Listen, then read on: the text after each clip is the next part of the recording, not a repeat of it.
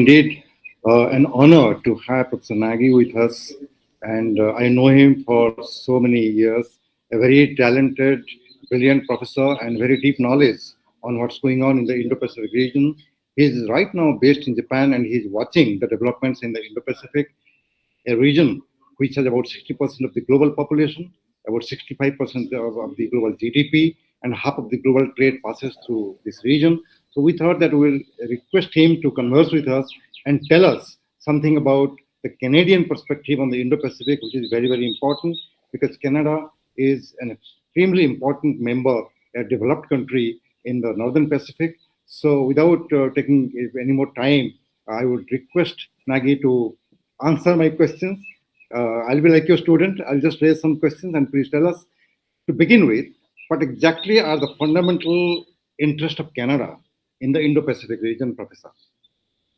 So thank you very much, Professor Mahapatra. It's a real pleasure to come and speak to you. I think basically Canada's interest in the Indo-Pacific is the same as Japan, the same as India, is that we really are focused on supporting an international order based on rule of law, and that we want to be part of the rules-making process. We want to make sure that the rules that exist are for small, medium, and large-sized countries. We want to lock ourselves into the region, meaning that we're locked in to get the benefits of the region, but also we're locked in to help with the problem solving that's going to be in the region. And here I'm thinking about climate change. I'm thinking about rising sea levels. I'm thinking about trade and the rules of the road for trade. Without being at the table, we're on the menu. So I think, again, Canada has a deep-seated interest in the stability and peace of the region and being part of the rules-making process. And here, this is what I think it shares deeply with India, Japan, Australia, the United States, and other like-minded countries. You're muted, so I can't hear you, Professor. Until about a few years ago, nobody talked about Indo-Pacific. It was not part of the lexicon of the international relations, but now it is increasingly becoming important, and most of the major powers have come up with their own strategy report as far as the Indo-Pacific is concerned. So can you briefly tell us what is the Canadian strategy in the Indo-Pacific? Well, I think Canada is still working out some of the nuances of its Canadian Indo-Pacific strategy, but primarily it's focused on ASEAN centrality, so a strong engagement with the Southeast Asian countries. It's focused on really, again, this idea of an international order based on rule of law. So it's supporting maritime claims of claimants within the region. It wants to ensure that there's peace and stability across the Taiwan Strait or in the Himalayan plateau where India faces challenges with China. It's focused on, I think, innovative ways to engage in diplomacy within the region to deal with some of the challenges that the region faces, whether it's indigenous or environmental issues, by working with Taiwan, New Zealand, Australia, to create new formulas of cooperation within the region. It's focused on trade. The Comprehensive Progressive Trans-Pacific Partnership is a good example, but Canada is also trying to sign an ASEAN Free Trade Agreement, and we'll probably talk about this in a little bit. There was a considerable amount of hope that both India and Canada could come to an FTA by the end of 2023. And I do hope that's the direction we go next year as these two important countries, and I think they're friends, continue to try and build better relations based on what they have in common and not so much some of the challenges that we've faced in the past month or two. Thank you very much, Professor Nagy. Now, there are so many difficult developments taking place in the Indo-Pacific region. The Chinese are reclaiming islands, and they are claiming a huge area of the South China Sea to be of Chinese sovereignty, and they are also flexing their muscle. Then Japan is, in a very big way, again improving its defense capabilities. US and China apparently have been having an economic cold war for a pretty long time. So a lot of developments are taking place. Then this side, Quad has now become a reality. For 10 years, it was in nation. Now it has come back to the main even discourse as well as the strategy in how to maintain Indo-Pacific stability. So how do you look at the major trends, the strategic trends taking place in the Indo-Pacific region? from the Canadian perspective? Well, I think there's a few areas that we can look at. One is technology, one is trade, one is sea lines of communication, and maybe lastly, I guess, competition for developing states and to have influence with developing states. So in terms of the technology front, I think AI and quantum computing, cybersecurity, hypersonics, the speed of change has, I think, exponentially increased, making it difficult to adjust to as a state. And Canada is interested in contributing to, I think, finding ways to regulate these areas to ensure that whether it's AI or quantum computing or cybersecurity is really based on rule of law, and that Canada is part of the broader process of being, I guess, the first movers or the states that create a set of rules that ensure that the values that we have and the institutions that we have and the political institutions that we have remain transparent and stable and rules-based. Second is trade. As you mentioned in the initial opening, this is where the middle class consumers are going to emerge from. This is where the consumption zones are going to be emerge from. And Canada is very much interested in locking themselves into the major trade agreements and producing new trade agreements that again focus on Canadian comparative advantages, but again trying to deal with, I think, some of the major trends such as IPR protection, intellectual property rights protection, limiting the role of state-owned enterprises, improving environmental and labor regulations. So economics is really, really important. The third area that I wanted to mention was sea lines of communication and the challenges that I think all the countries in the region face. About 5.5 trillion US dollars of trades goes through the Malacca Straits and the South China Sea, and this trade fuels the second and the third and the 10th largest economy. And we know that if there's a disruption in the sea lines of communication, that this will have regional and global ramifications for the global economy. So regulating sea lines of communication through rules, I think is really critical. Lastly, I mentioned the developing world, and sometimes called the global south. I think there's strong concerns that China uses initiatives such as the BRI to court and to shape the decisions of developing states and BRI members. And this impacts their decision-making in international organizations. Last year, we saw two, I think, important decisions that were. One was the annexation and incorporation of parts of Ukraine into the Russian sphere.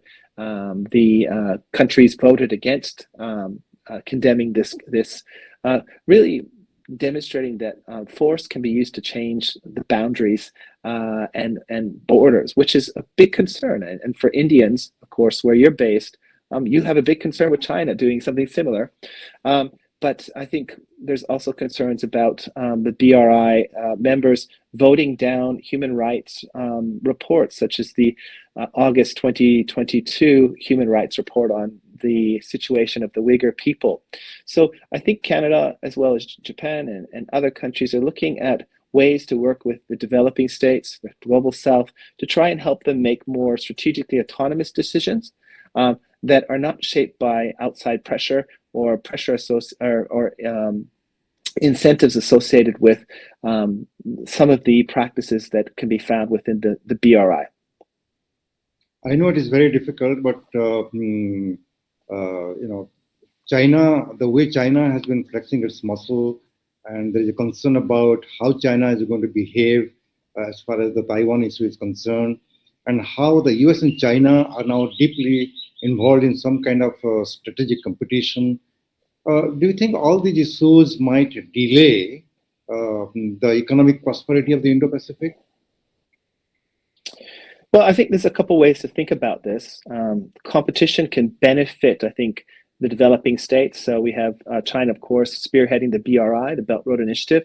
And then we have India and the United States, Japan and Australia, and other countries promoting the so-called free and open Indo-Pacific vision in one form or the other.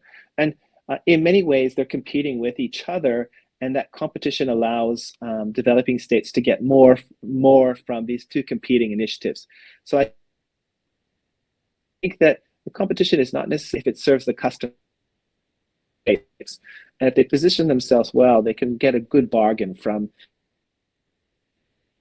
aside from that, what happens is these two projects compete with each other. They have to be better salespeople. They have to provide a better product. And again, I think this is good for the recipients of infrastructure connectivity aid or other forms of aid. But as you said, can the competition or can the strategic rivalry affect the Indo-Pacific development? I think it does, because it creates challenges in terms of economic integration.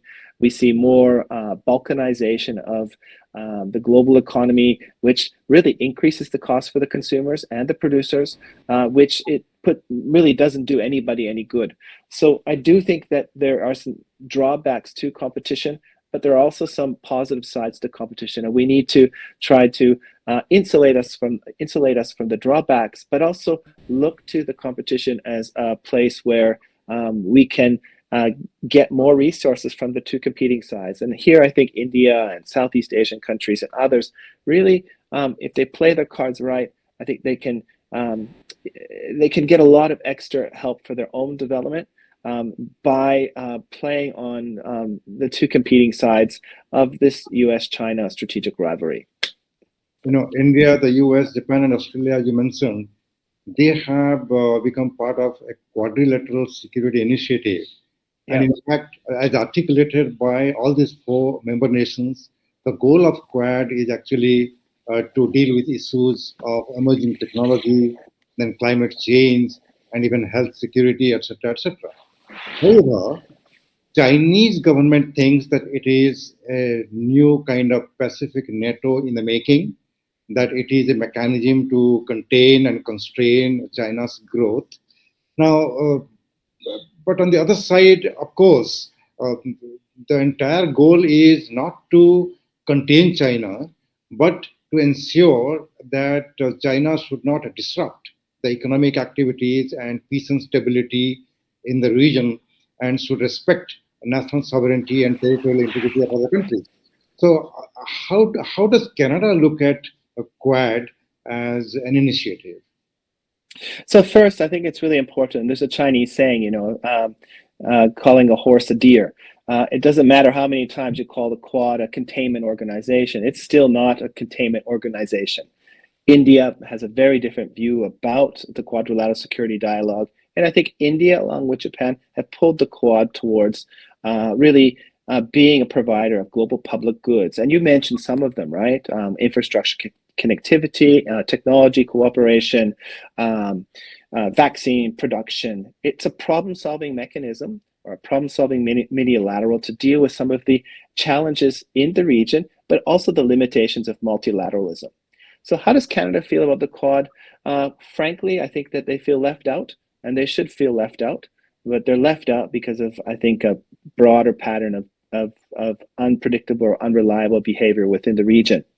But that being said, they're looking for opportunities to what I call plug in to the Quad, like Lego. So they plug in on different activities that suit their comparative advantages. So we've seen some examples of that where Canada's plugged into some of the maritime domain awareness activities in exercises around the Quad, the Guam. And I think that this is an area that they will continue to plug into. Depending where the Quad goes in terms of the technological research committees, I think Canada also has a place to plug in here. But it really will depend on what kinds of problems have emerged and how the Quad can be used as a center of organization to bring in the comparative advantages of not only Canada, but also South Korea, potentially New Zealand, potentially European powers. So think about it, the Quad as this problem-solving mechanism, provides global public goods, but can be flexible to bring in other partners on an ad hoc functional basis. And that's how I understand the Quad. And I think that makes sense because of the region's heterogeneity, but also the Quad's heterogeneity in terms of some of its priorities. Thank you, Professor Nagy. My next question is, at the moment, two important members of Indo-Pacific region, Canada and India, are having diplomatic difficulties. I would describe it that way, diplomatic difficulties. Both are democracies, both believe in rule of law, and both believe in human rights. Both are concerned about terrorism as an issue and separatism as an issue. So at the moment, this diplomatic standoff that everybody knows what's going on between India and Canada, uh, how how quickly and how the two countries should actually resolve the issue through negotiations and dialogue, so that the common people who are getting affected, either getting a visa or doing normal trade relationship, their grievances can be addressed. So, what would be your recommendation?